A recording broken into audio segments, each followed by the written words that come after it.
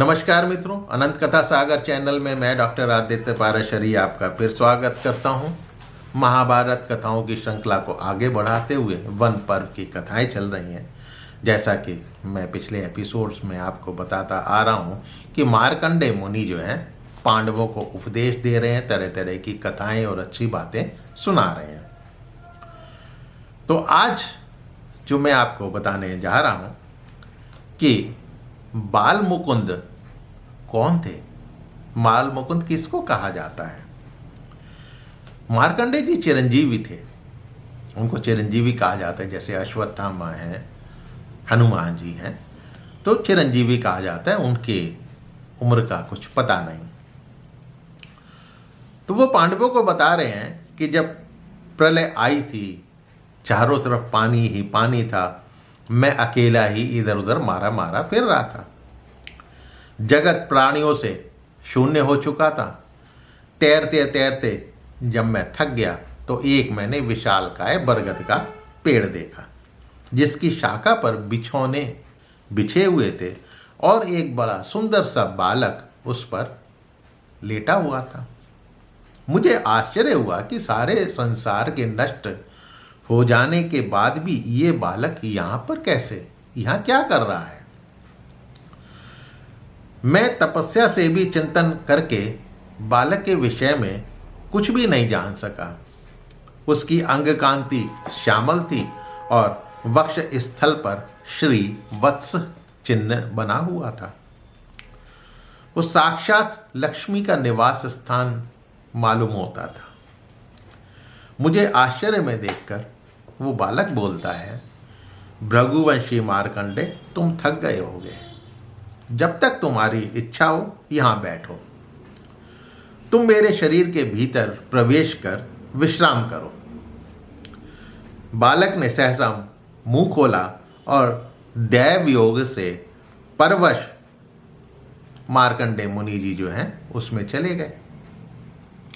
अब वहाँ पर जो है मार्कंडेय मुनि बता रहे हैं कि मुझको जो है वो जैसे राष्ट्रों से युक्त पूरी पृथ्वी वहाँ पर दिखाई दी। सारी नदियाँ, समुद्र, पहाड़, समुद्र के रत्न, ये सब दिखाई दिए। ब्राह्मण, क्षत्रिय, वैश्य, शूद्र, सभी वर्णों के लोग वहाँ पर अपने अपने कार्यों में व्यस्त थे। सभी योनियाँ, जानवर दिखाई दिए। सभी देवता, राक्षस, किन्नर, यक्ष आदि दिखाई दिए। लेकिन वर्षों तक भ्रमण करके भी मैं शरीर के अंत को नहीं पा सका। फिर मैंने मन, वाणी और क्रिया के द्वारा वरदायक देवता की मैंने शरण ली और अचानक बालक के मुंह से, खुले मुंह से मैं बाहर आ गया। वो बालक वैसे ही बैठा हुआ था। तब उस बालक ने प्रसन्न होकर मुझसे कहा, मार्कंडेय, क्या तुम मेरे इस शरीर में विश्राम कर चुके हो? फिर मैं एक ही क्षण में अपने को माया से मुक्त सचेत अनुभव करने लगा। उस बालक के चरणों को पकड़कर मैंने प्रणाम किया और कहा, देव, मैं आपको और आपकी इस माया को जानना चाहता हूँ। आप हैं कौन? तब वो बालक बोला कि पूर्व काल में मैंने ही जल का नाम नारा रखा था, इसीलिए नारा मेरा वास यानी निवास स्थान है। इसीलिए मैं नारायण के नाम से विख्यात हूँ। मैं नारायण ही सबकी उत्पत्ति का कारण, सनातन और अविनाशी हूँ। संपूर्ण भूतों की सृष्टि तथा संहार करने वाला भी मैं ही हूँ। मैं ही विष्णु हूँ, मैं ही ब्रह्मा हूँ, मैं ही देवराज इंद्र हूँ, मैं ही राजा कुबेर और प्रेतराज यम भी मैं हूँ। हनुमान जी ने यही तो पांडवों को कहा था जब उन्होंने कृतयुग वगैरह के बारे में बताया था कि कृतयुग में विष्णु ही यमराज का कार्य करते थे। मैं ही शिव, चंद्र, प्रजापति, कश्यप, धाता, विधाता और यज्ञ हूँ। अग्नि मेरा मुंह है, पृथ्वी चरण, चंद्रमा और सूर्य नेत्र हैं और ध्रुवलोक मेरा मस्तक है। आकाश और दिशाएं जो हैं ये मेरे कान हैं। जल मेरे पसीने से प्रकट हुआ है। आकाश शरीर है, मैं ही शेषनाग होकर पृथ्वी को अपने सिर पर धारण करता हूँ। मैंने ही वराह रूप में पृथ्वी का उद्धार किया था। मैं ही प्रलय का कारण हूँ। मैंने ही देवताओं के कार्य करने के लिए विभिन्न रचनाएं की हैं। काम, क्रोध, हर्ष, भय, मोह ये मेरे ही विकार हैं। सत्य, दान, तपस्या, हिंसा न करने का स्वभाव मेरे द्वारा ही निर्मित है। समस्त प्राणियों के ज्ञान का, उनको जो ज्ञान है, जब मैं उसको प्रकट कर देता हूँ तभी वो चेष्टाशील महसूस करते हैं। अपनी इच्छा से तो वो कुछ भी नहीं कर सकते। जब जब धर्म की हानि होती है तब मैं अपने को प्रकट करता हूँ। देवता, राक्षस, मनुष्य, गंधर्व ये सब मेरी माया है। समय आने पर मैं उनका संहार करता हूँ।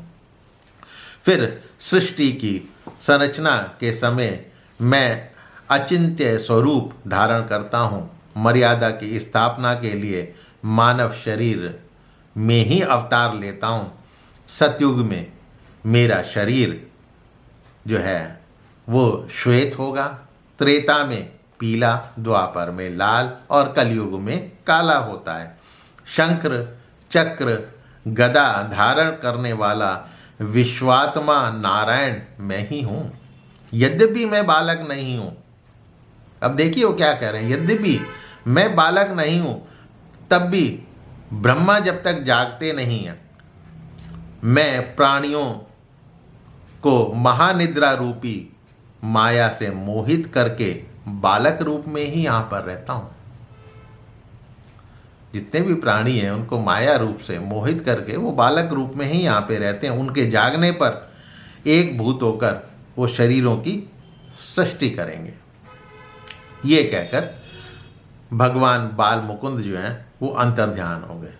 तो श्री हरि यानी विष्णु से पहले जिन्होंने विष्णु, शिव और इनकी सबकी रचना करी, श्री हरि साक्षात जिनको नारायण कहा जाता है, उनका बाल स्वरूप ही बाल मुकुंद कहलाता है।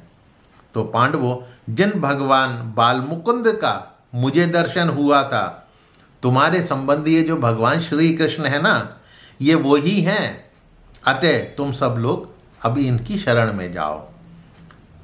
तब सब ने भगवान श्री कृष्ण को, वो वहाँ बैठे ही हुए थे, उनको प्रणाम किया और कृष्ण ने उनको आश्वासन दिया कि चिंता नहीं करो, मैं हमेशा तुम्हारे साथ हूँ।